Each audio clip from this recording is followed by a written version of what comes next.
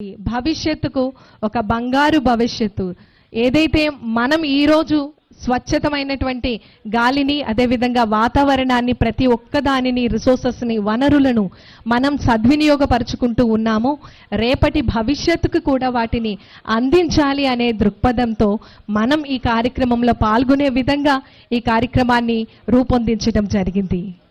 ప్రపంచ పర్యావరణ దినోత్సవాన్ని పురస్కరించుకొని ప్రతి ఒక్కరం కూడా నినాదం చేద్దాం, పర్యావరణాన్ని సంరక్షించుకుందాం, సహజ వనరులను పొదుపుగా ఉపయోగిద్దాం, వ్యర్థాలను తగ్గిద్దాం, నీటిని మరియు శక్తిని ఆదా చేసుకుందాం. ముఖ్యంగా ప్రకృతికి హాని కలిగించేటటువంటి పనులు మనం చేయరాదని ప్రతి ఒక్కరం కూడా బాధ్యతగా ముందుకు సాగాలని ఈ సందర్భంగా తెలియజేస్తున్నాం.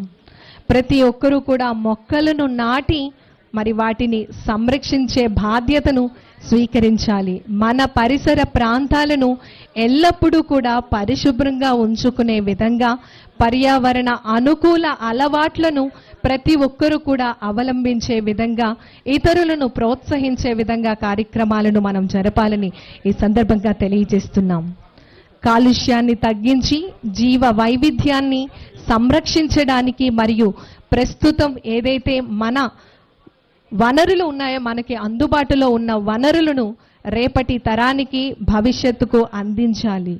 భవిష్యత్తు తరాల కోసం పచ్చని ఆంధ్రప్రదేశ్, ఆరోగ్యవంతమైన ఆంధ్రప్రదేశ్ను అందించాలి.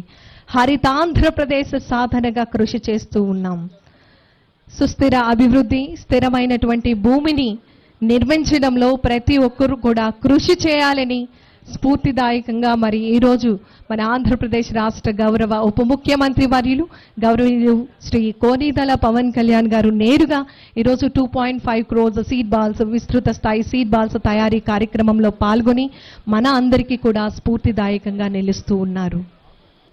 ప్రపంచ పర్యావరణ దినోత్సవం ఈరోజు ఈ కార్యక్రమాన్ని 26 లొకేషన్స్లో 250 లొకేషన్స్లో మనం ఈ కార్యక్రమాన్ని వీక్షించే విధంగా వర్చువల్గా ఏర్పాటు చేయడం జరిగింది. యావత్ ఆంధ్రప్రదేశ్ రాష్ట్ర ప్రజలందరూ కూడా వివిధ జిల్లాలలో వివిధ లొకేషన్స్లో పాల్గొని నేరుగా మన ఆంధ్రప్రదేశ్ రాష్ట్ర గౌరవ ఉప ముఖ్యమంత్రి వర్యులు వారితో పాల్గొనేటటువంటి సదా అవకాశాన్ని మన ఆంధ్రప్రదేశ్ రాష్ట్ర ప్రభుత్వం ఫారెస్ట్ డిపార్ట్మెంట్ మనకి కల్పించడం జరిగింది.